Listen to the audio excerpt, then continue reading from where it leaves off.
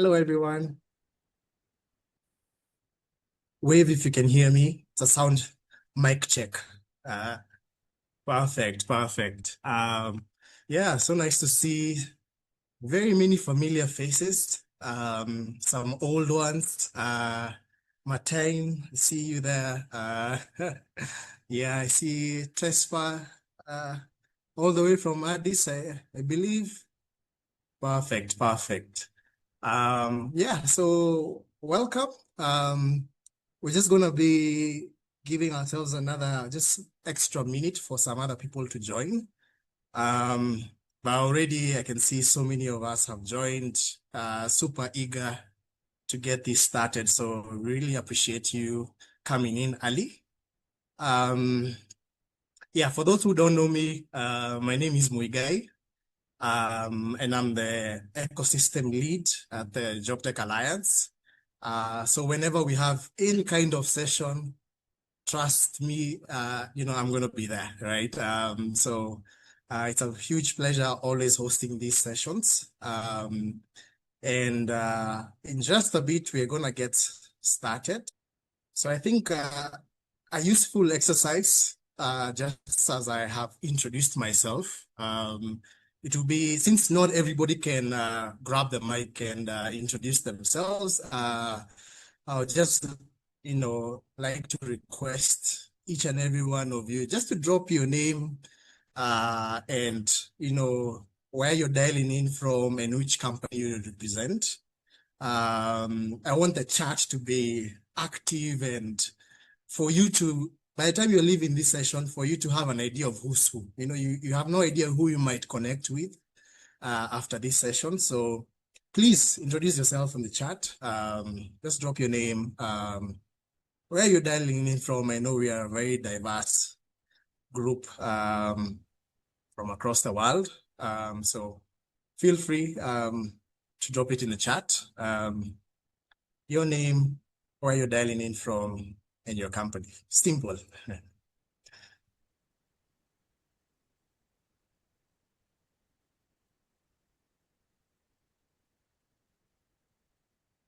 Great. Niranthi, thank you so much for being bold and being the first one. Thank you so much. All the way from Lagos. I see Mark. Hi, Mark from SA. Uh, Amazing. Yeah. Tanzania. Those are three unique countries already. Kenya. Nice. Another South Africa. Good, good, good. Keep them going as we aim to start. I think we have a lot to cover within these 1 hour and about 10 minutes or so. But even before we get started, as we start introducing yourself, just try as much as possible to also, switch on your videos. I know right now we're in a climate where, we join in and we want to be a little bit passive, but I just want to remind everyone that this is a masterclass, not a webinar.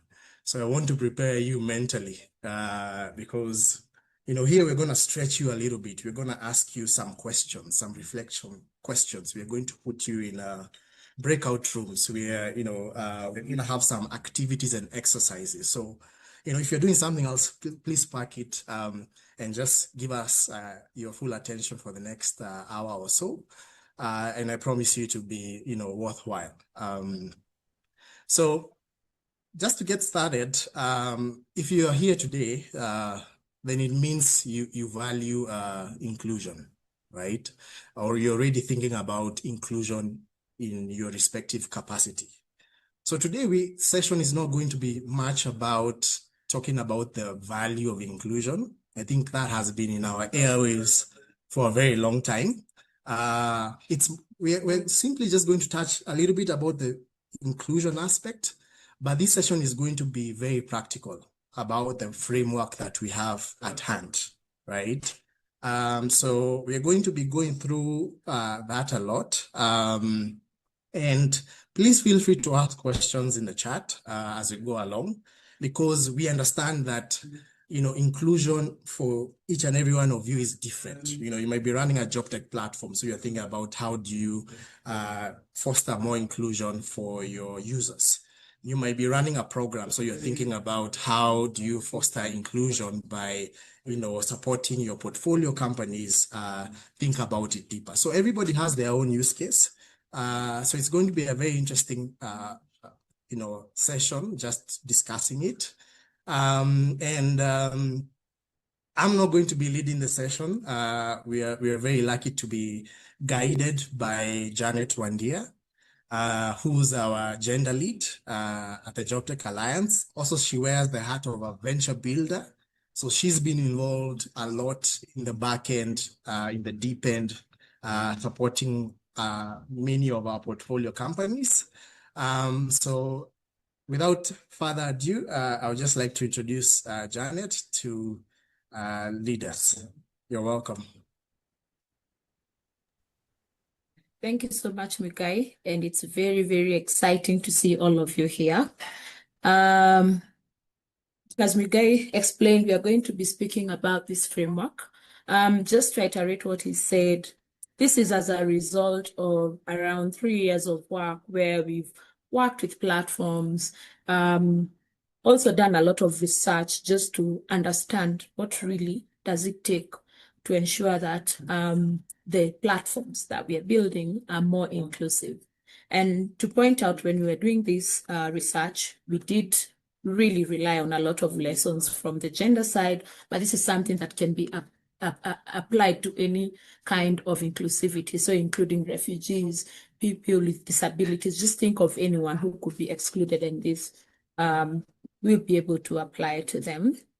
And to start us off, I'd like to start off with the question, why does it matter? And more so, why does this matter for platforms? And I want to divide it into 3 very simple buckets. So if you think about it, a platform benefits from both the demand and the supply side. So they need to have customers, but for them to be able to serve these customers, they more often than not, especially for job tech platforms, have to have the supply side, which is the people who are working in the platforms. So if you're able to attract, the more people you're able to attract and the more diverse people you're able to attract means the more people you'll be able to work with as customers. And so the first really important benefit is to actually create that opportunity or ability of different types of people to work on the platform. Then secondly, the biggest questions that comes to mind is, okay, fine, I have this huge amount of people who are at the top of the funnel. How do I ensure that, first of all, I get the good quality one, and once I get the good quality one, I'm able to retain them. And no one would want to give a bad experience to the customers, because everyone wants to have a take home. They're here to get money. But this is highly, highly dependent on their work experiences. So positive work experiences definitely will lead to better performance, and this person will value this opportunity much, much more. And then we'll get to a higher level where we're thinking, oh, now I'm earning very well, and I'm even earning equally to the person who's not being excluded. And what does this mean for the platform? It means that in the long run, the top line revenue, remember, these are people who are serving your customers, is going to also increase. And that means as you grow, you're having sustainable growth. You don't get that slump where you're getting a point where you can't serve your customers for one reason or another. But that's easier said than done. Where should we start? That's a question that from the previous work we've done, we've had a lot of platforms ask, okay, we see the value of inclusion, but where should we start? And we kept on thinking and rethinking and changing our approaches until we came up with this framework. And the way we thought of it is having a comprehensive approach to inclusion. So looking at things, and think of it like building a house, things, the foundation, things that will give you a very strong foundation to be able to move to the next level of having, say, the walls standing or changing your operation to become more inclusive. So the foundations create that same capacity that that foundation of a house would give you. Thinking of what are these things that we should consider that can prepare us to build more inclusive platforms. And then there's a second level of thinking of things that concern with the day-to-day touch points or the user experience of this person who's working on the platform. How can we translate this to strategic initiatives that can be able to impact this person and attract them and make them on the platform? And if we start off with the foundation elements, what are these? And this divided into two. So one key thing is representation leadership. So ensuring that the leadership reflects the population served. And note here that we didn't say reflects the people who are working in the organization. It should reflect the people who are going to use your product or service. And it matters because if the more diverse the leadership and governance team is, the more they'll be able to ensure that they design for everyone instead of having this as an afterthought after they've begun working. And a second thing that's very key is data, because you cannot fix what you don't even know exists. So as long as, say, for example, you're collecting data, but you're collecting data about the number of jobs that are done, but you've never disaggregated this by age, or you've not disaggregated this by gender, or you've not even realized that some of the people who are working in your platform or who are your customers you're serving on your platform are with disabilities, you'll never actually do anything to be able to get them to be part of the platform if you don't even know that they exist. So it's very, very key to ensure that build that very firm foundation to be able to move to the next level. And once you fix the foundation, actually, before we go to fixing the foundation, I wanted a very small activity here just to confirm. If you look inside you, it's always good to do these things and they stick when you look inward. So if you look at the platforms that you're working with, organizations that you're working with, is the leadership representative of the population that is being served? And I just wanted you to just quickly go into the poll and give me that answer. Just be very truthful. You think the leadership is representative? And the secondly, is your data representative? Do you collect the right kind of data? I'm seeing very good responses. A lot of people say that, I was worried there's no maybe. I see a lot of people are saying that, yes, it's representative. I'm glad to see a lot of people actually do collect representative data. I'll just give one more second for anyone who's answering before we move forward. Okay, cool. We can see that a lot of people say that their leadership is representative of the population. There are some no's, and I like that truthfulness, and there are some maybes where you're like, maybe two are, but we miss this group of people. But that's really the foundation that we should be thinking of when we're sharing what we mean by being inclusive, what considerations should be there.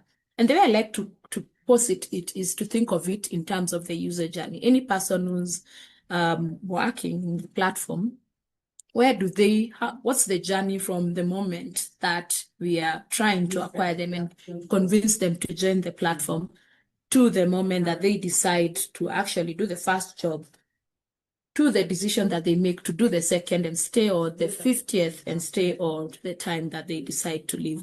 What are these things that we should consider at each stage of the user journey that will encourage or discourage inclusion? So I've categorized this into three main aspects. So the first one is the moment that they are accessing the platform, first instant.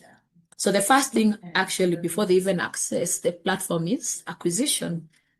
So when you're trying to encourage someone to come work on your platform, what kind of communication are you giving them? What are you telling them about the platform and the way it's working? And one example that I really like to give is when Uber first came to Nairobi, and they had this really handsome man seated in an SUV with his hand out, saying that you could ride to millions. And of course, that communicates to me that even if I have, a saloon car, probably Uber is not for me. If I am a woman, probably Uber is not for me. And that's not the case. Now, several years later, we know that Uber could work for all of that. But that actually really matters, because it can either continue to do the social norms, to encourage the social norms that exist, or they can completely dispel them. Second thing to consider is, okay, once this person comes in, using the same example, do they have the assets and working resources? What I mentioned, for example, the saloon car versus the SUV, what will it cost this person? Are there things that we can do to encourage more of them to come in? For instance, you don't even have to be the one who's providing the assets. It could be having a partnership.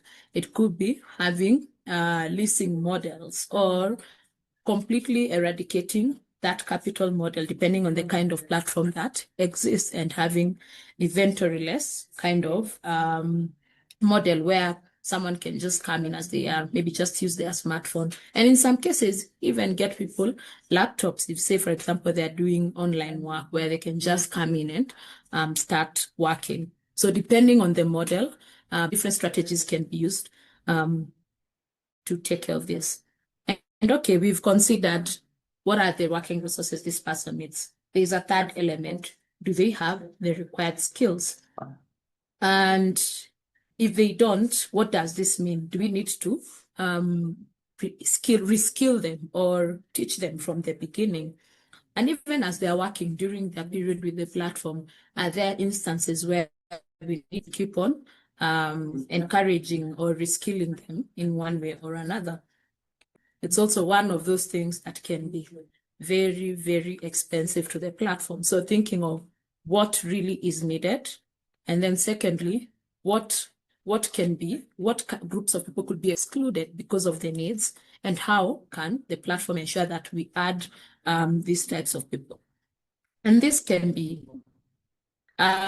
things which are require product development, like having micro learnings or WhatsApp modules, voice guided tutorials. And now in the age of AI, some of these things, the prices have come really down.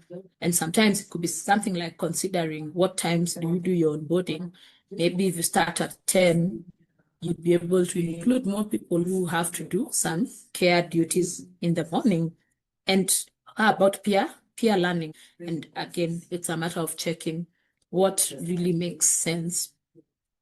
And once we've considered opening the doors, giving access to this platform, next question is, and I'm sure every founder thinks of it, is how do we ensure that these people stay with us? How do we ensure that they consider this a good opportunity, that they're not always either looking for other opportunities or combining two of them?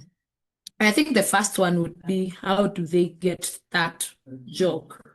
Is there a fair way in which they are matched to their jobs? Sometimes this can be done manually, through someone going through a list and connecting someone to a job, or it can be done through systems. And some systems can be very simplistic, others may be very, very complicated, where you have algorithms. But to this model, whatever model that you've chosen, overcome the social bias this person would have faced offline, or amplify them. So if you think of it, like, for instance, there's a time maybe 20, 30 years ago where you'd go to an office to be able to get any kind of job. And sometimes people would look you up and try to gauge from how you look whether you're good enough for the job. And now we have instances where there could be assessments, but do these assessments give everyone a fair chance? So trying to ensure that everyone has an opportunity. Another key thing, very, very important for women, especially if you consider that most of the time they are doubling up work that they're doing with something else. Most of the time, this something else would be in the care sector where they need to take care of family or their children. How flexible is it? And when we're thinking of flexibility, it's not only the time when they get to go to do the work, it's also the location, because sometimes they are not able to go far from where they are. So sometimes you find that platforms actually do very well in providing flexibility, but without guardrails, this can eventually lead to exclusion. So looking at your level of flexibility, is it the one that works for your platform? And always going back, remember, to the foundation of the data and looking at the funnel, is it relaying, or is it having the normal kind of reduction, or is there something that changed that made more of one group get excluded from the other? Finally, when you're thinking of staying somewhere, fasting anyone, and this is just not for the excluded groups, they always think of safety. And this could be physical safety. It could be online safety, depending on the type of platform. Just looking at what really could be pushing people away because of the kind of work or the extra things that they are expected to be doing that are insecure. And are there ways that a platform can be able to improve on this? And I want to say this is one of the areas where it may seem like a nice to have, but once a platform experiences growth, it might be the reason why the growth is stunted. And there are different ways in which you can ensure that a platform is safe. Now, with the age of AI, there are different models that you can build and, for example, have an SOS button, have automatic screening. And if you don't want to do that, another way is to ensure that you have a very, very stringent client verification process. So most people concentrate on verifying the person who's doing the job, but they forget to verify the client just to ensure that they are safe. There's also having safety policies and ensuring that these people know of them, having a number that the people who are working on the platform can be able to call, so that you're able to look at the proactive and reactive kind of things to consider in terms of safety. Finally, I'd like to take a moment to think of community. Now, anyone loves to be part of a community. Even here in Jobtech Alliance, we are part of a community and we love learning from each other. We love even just having the comfort of knowing that you're together with like-minded people. And it's also very, very important, especially for those groups that would not naturally get attracted to the platforms. The good thing about building a good community is that, first of all, it will encourage people to stay because they feel that sense of belonging, and they'll always want to bring in other people and add them into the community. And there are different methods in which we can be able to build this community depending on the type of platform that we have, as mentioned here. So I know I've spoken a lot, and I wanted us to start thinking of this practically. And the first step is to just scan that QR code so that you can see the framework. And this will be useful for the next step. And before we go on, is there any really, really burning question?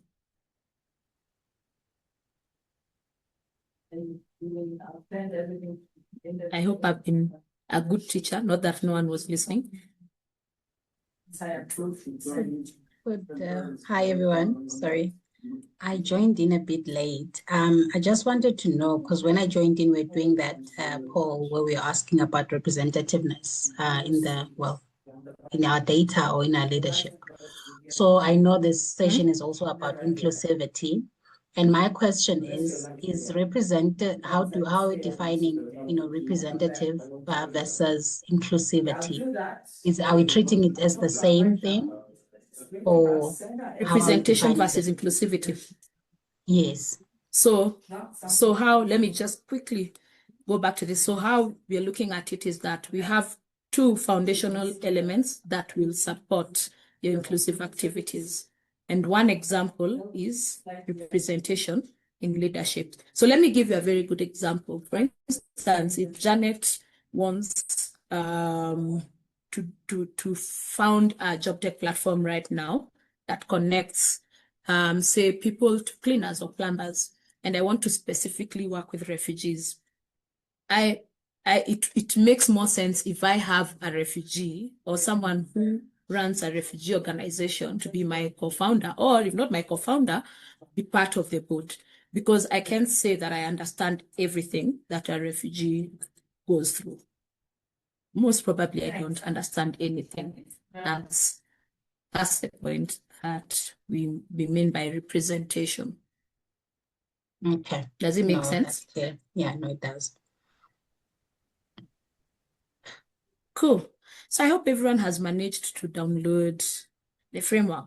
And I wanted us to do 2 case studies so that we can look at how to apply this practically. And the first one I want us to do on plenary, and then the second one will go into breakout rooms. So for this one, we are talking of the skilling bottleneck.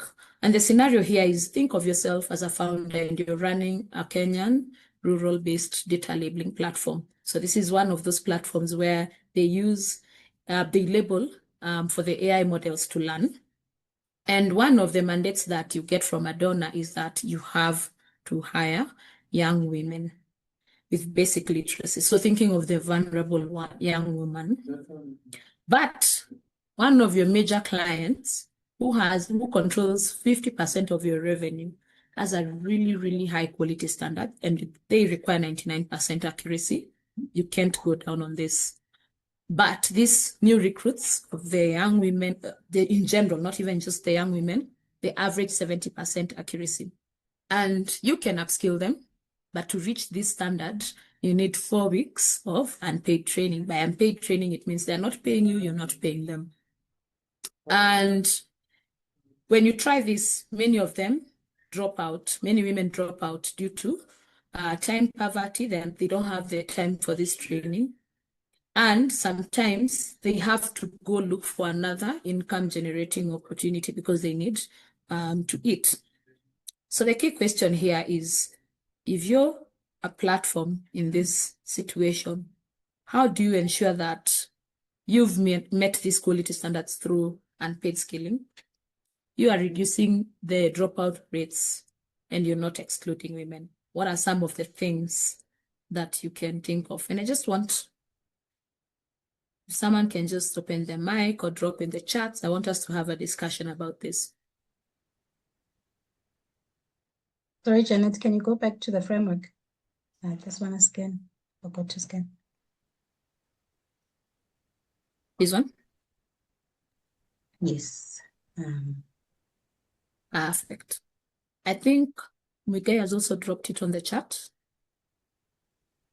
Thank you. UK scanning is a challenge.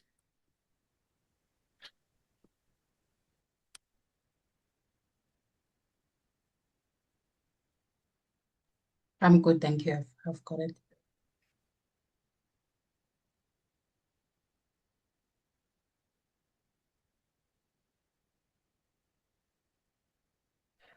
Can you change the screen back to the slide back to the scenario, please? The question? Yeah. There you go. Yeah.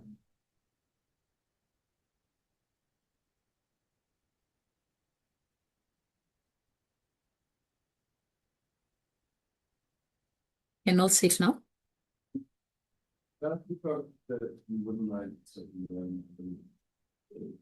Yes, thank you, Janet. Perhaps this platform can introduce flexible skilling, flexible training. Yeah, I can see someone put that in the chat as well. I like that idea, flexible skilling, flexible training. But how about, sorry? I wonder if, I'll put my camera onto this. I wonder if there can be a quality assurance checker, someone who's paid slightly more, so because obviously whilst women are training, it's hard for them to work if they maintain an accuracy of 70%.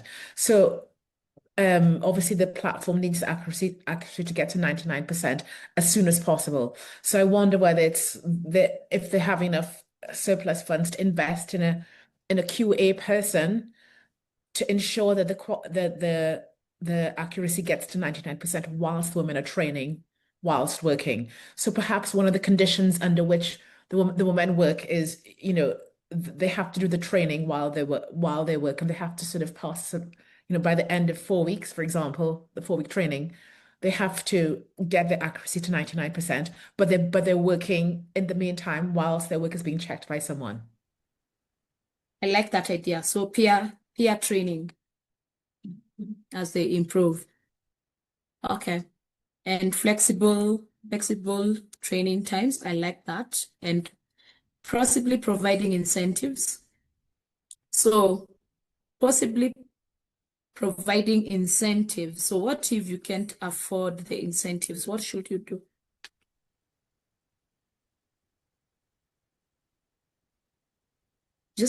I want us to just think together.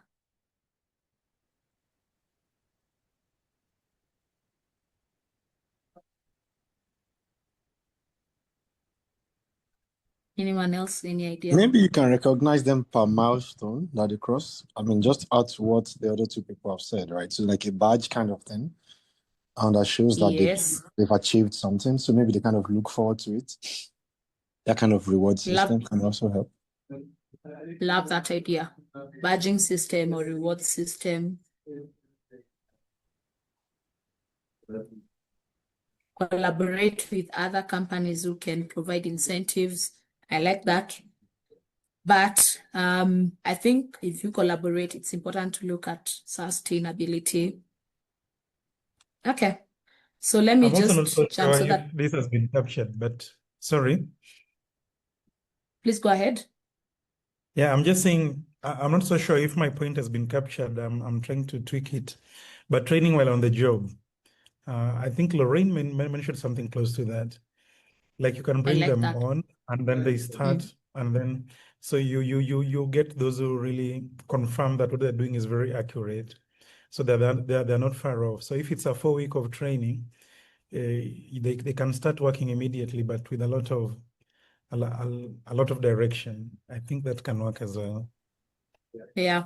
And also, it could also be a case of you're giving them the tasks that require a lot less in terms of quality as they are training, and then they can build up as they continue increasing their earnings. Yeah, let me give you examples of ideas that I had. The first one, of course, is paid training, which is the academy model. But this one is really good because people will be very motivated when they're being paid. But this means that you're relying on the donor, for in this example, or the other organization in Bezawit's statement, which is not sustainable. Maybe it's sustainable for a while, but you need to think of continuity when you get really, really huge numbers. I like this. The second one is similar to what Caleb spoke of on the job training. So break it into very simple tasks and then start paying from the beginning. It will be more work for the platform, but faster onboarding. Lower pay also for them, but they can continue improving. Lorraine spoke of peer-to-peer quality assurance. Not going to go into that, and platform-led skilling. So I want to throw a spanner into the works. So what if these women were refugees? Would any of these options that we've chosen change? Yeah.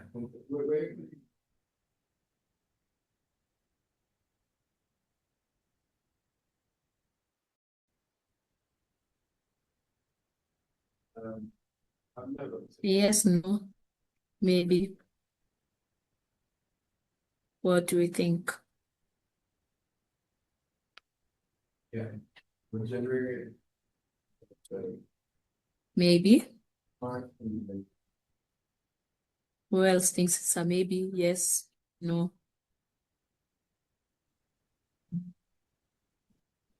That's really like, like,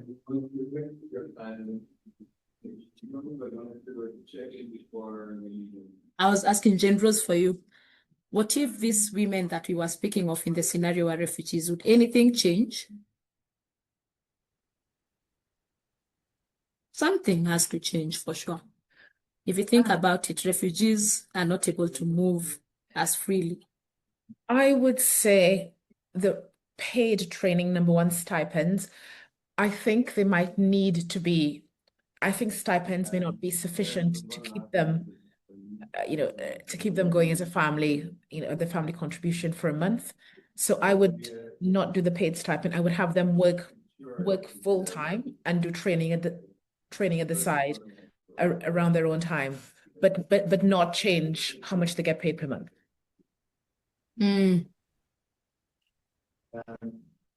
And how about considering combining 2 or 3 of these options? Start off this way when you're very new and then grow into other options. Yeah. So let me this is what I had in mind. Prioritize, similar to what Lorena said, immediate earning from day one, because they really need this. And then most of the time when refugees are when someone is a refugee, there is a language element to consider. So thinking of, do they need a language training? Are there tasks that are language agnostic? They also really, really thrive in communities or organizations that they can work with. So that you could have a quality assurance supervisor from that end to help them stick and stay on board. Also thinking about mobility. So yeah, that's basically how it is, thinking of different elements. And let me just share a different case that we'll use for the breakout room. So here, imagine you have used this framework, which I hope all of you will do in the next 2 weeks, and you've reviewed your platform against this framework and identified that the areas that you need to improve are in work flexibility, fair matching, and earnings, because now you looked at the data and compared the earnings and you realized there's a group of people who are earning a lot less than what you thought they were. So you operate a location-based job matching platform where most workers are women. And the matching algorithm normally prioritizes who is closest, who's the closest available worker. Because remember, we are trying to sell convenience. We're trying to get people to doing the jobs at maximum speed, or get to the job at maximum speed and complete as fast as possible. To support this inclusivity review, you analyze your earnings data and you find that women earn 20 to 30% less than men. Women frequently decline the longer distance or jobs that do not have very clear descriptions, mostly due to caregiving responsibilities. And those who decline normally, because you have a model that works, will be given few opportunities. And the dilemma here is that flexibility protects participation because it ensures more people are able to come to the platform. But at the same time, in this case, it's suppressing the growth of their income because when they're ready to work, they're offered fewer opportunities. So what other considerations would you consider to put in place? Like the way you thought of, let me first analyze the data and then think of it and share 4 design options similar to what we've just discussed above that you will consider as your first step in solving this. And then think out of these 4, which one or which ones will you start with? Is it clear? I hope that's clear to everyone.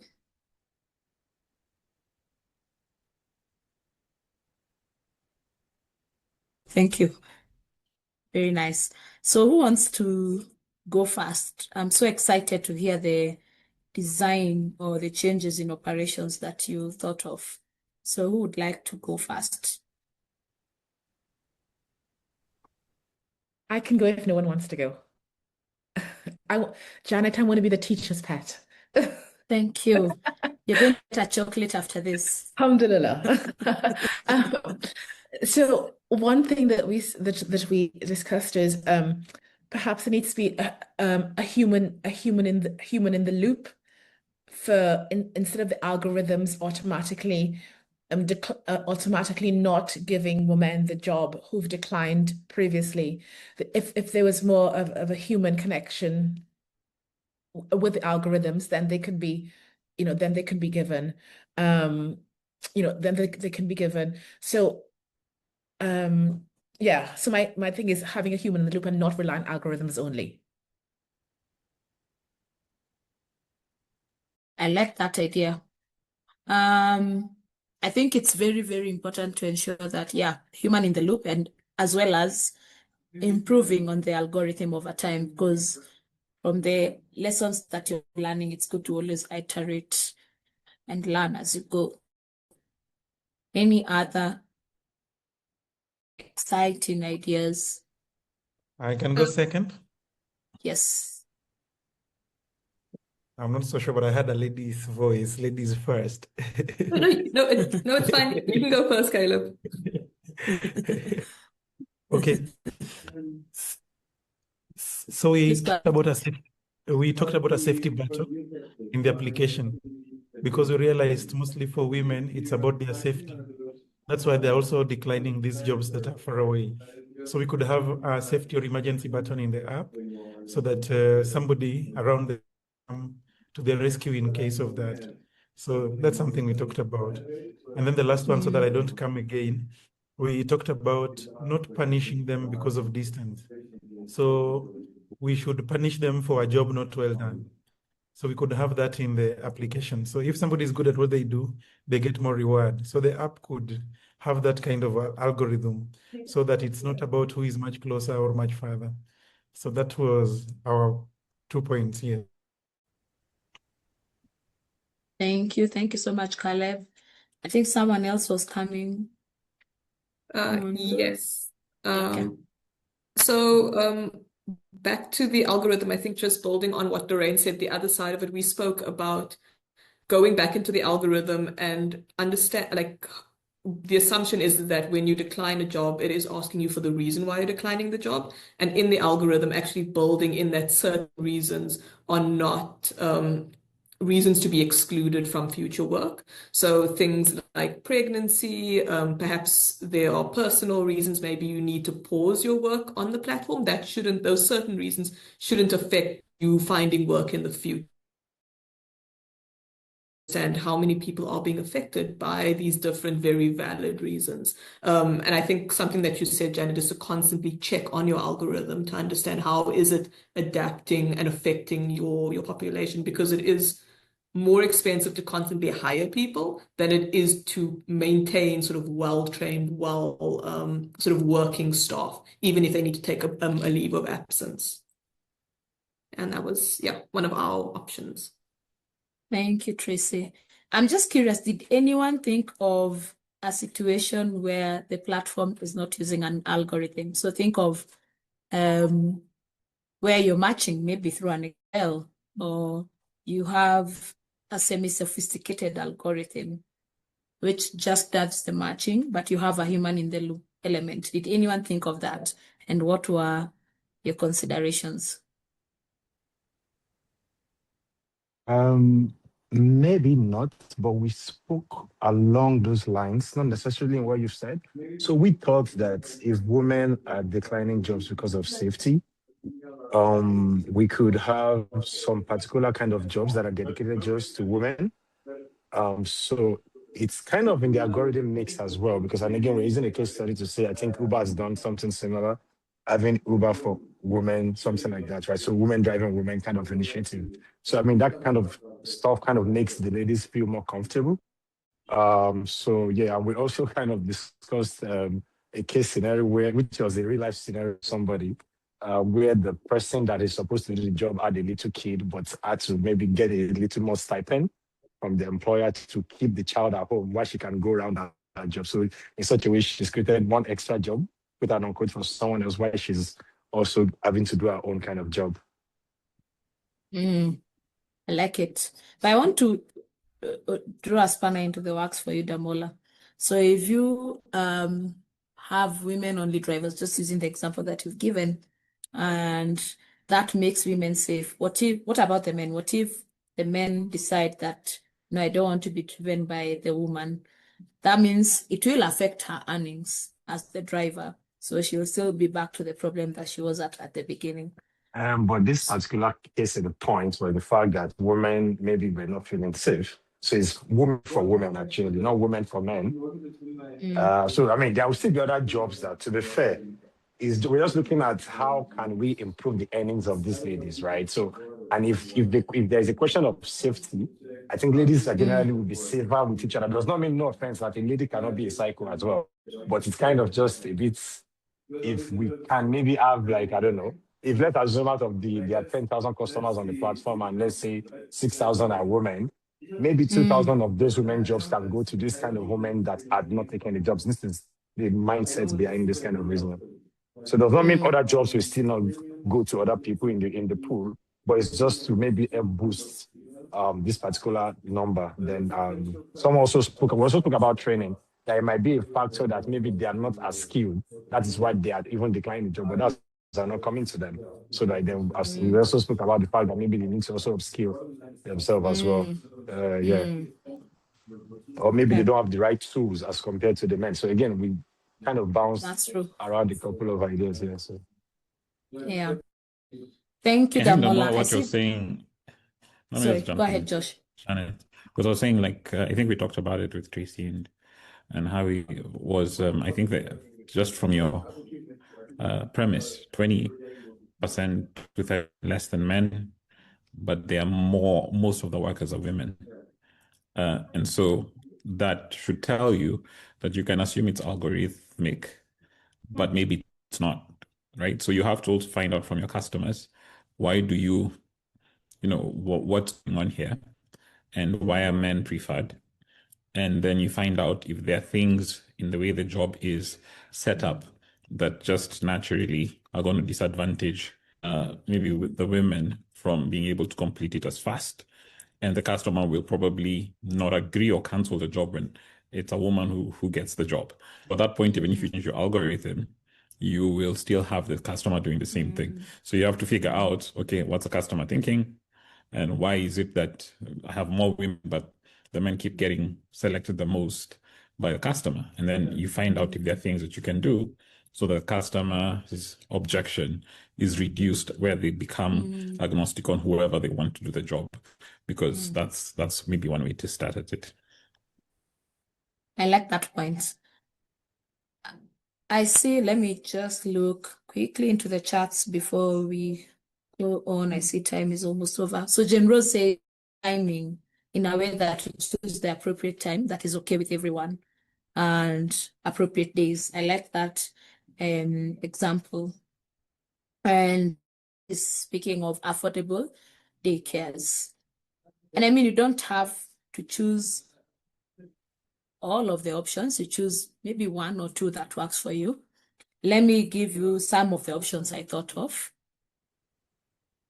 The scheduling, as Jane Rose mentioned, so as allowing workers to set availability windows and preferred hours for working. So that means a bit of product work, but the trade-off, you reduce instant supply. And most of the time, these are convenience types of platforms. And this also is more complex for demand forecasting. So when you think of the type of people that you want, the number of people that you want to be real, you need to do very complex calculations when you measure it, the demand. And then adding non-punitive policies, talking about it. And then earnings weighted matching. I think someone mentioned that as well. But this may also have longer travel times and potential client dissatisfaction. But you can be able to control in another manner just based on the communication that you give to the client. Sometimes you can actually pass this transport cost to the client. and move them to a subscription kind of basis, or one of the two. One that I didn't hear anyone mentioning is team model, and this I agree wouldn't work with all types of platforms, but grouping them into pods. 3, if one is not available, another covers, and you don't even have to inform them. It's just a matter of designing your model in this manner. But this is very complex on the back end, especially in ensuring that this now doesn't become punitive and penalize them. And as you can see from these two cases we've worked on, I mean, it's no one would ever have the right answer. I think once you completely understand your platform or the platform with that their users themselves. And I loved what Josh said, speak to the customer, speak to working on the platform. If you have all that information, you can be able to model something that works for your platform. I think the key thing that I wanted for you to realize is that it doesn't have to be very complicated. Sometimes it could be complicated. Sometimes you could start with the easier one and go into the complicated one. But what really matters is the intentionality to design, to include, to ensure that there is inclusion, and to always check if there's someone who's being excluded. So what next? I think a key thing is how to apply, and I've already spoken a bit about it. So review, assess the same way we spoke about it in the case, check the gaps using the high, medium, low score that is in the framework, then prioritize on what to solve. I like the fact that like in the second case, we did not a lot of you did not prioritize on looking at earnings. You prioritize, do we look at how we've designed our matching model? How do we look at how we can do flexibility? So you can start with something that works and something that creates the maximum, implement, and then go back, review, and make it a continual process where you keep on because I think for most of these things, you learn as you go. As a reminder, what I mentioned in the beginning, success is expanded, increased participation, which leads to expansion of your market reach, high quality jobs. So once they begin to do more work, you have a higher quality and higher retention. It means that you're growing because they're able to serve the demand that you're getting. And then in the end, we'll get now the impact going to the top line, and as well as retention, because you don't want to keep on wasting money where you're acquiring new workers and they keep leaving the platform. Finally, just really encouraging you. Small changes lead to big impact. As I said before, let's download, play around with it. Take an initial step, one dimension that you can improve this month or this week or this quarter, and then collect data that can help you support that. And let's keep learning. And once you do that learning, don't forget to share with the community so that we can keep building an inclusive ecosystem. And I think that brings me to the end of the conversation. I'll just pause here in case there are any questions, comments, discussions. Sad that we couldn't do 2 hours, but I hope that gives you a good introduction. Cool. I think with that, over to you, Mikai. Awesome. Thank you so much, Janet. I think with the thumbs up and the clapped emoji, I think that's a validation that this has been hopefully very informative to most of you. And as you can see, the framework is not just one of those things that are published just to tick a box, but you can see the framework is a thinking tool. You see how, this session has forced us to think about scenarios. So I would just like to encourage each and every one of you in your different contexts that you have, kindly think through it. Use it as a thinking tool, right? And diagnostic tool. And that's really hopefully our intention, in a way that you're going to continuously foster more inclusivity in the work that you do. So I hope this has been helpful. Please give us feedback. Please tell us how was the session. We might be, patting ourselves on the back, but maybe there's a gap or there's something that we are quite missing. So please, I've dropped a feedback form on there. It only takes 20 seconds, and it will also just give us that extra motivation to keep doing what we're doing.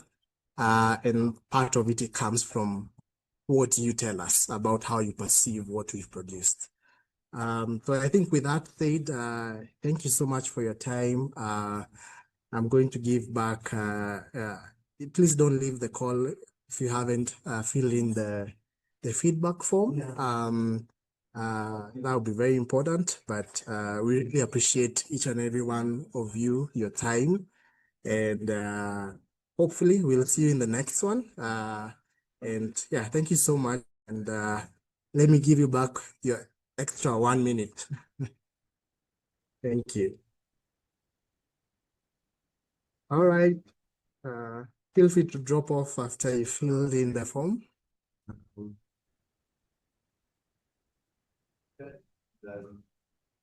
Thank you so much for your time.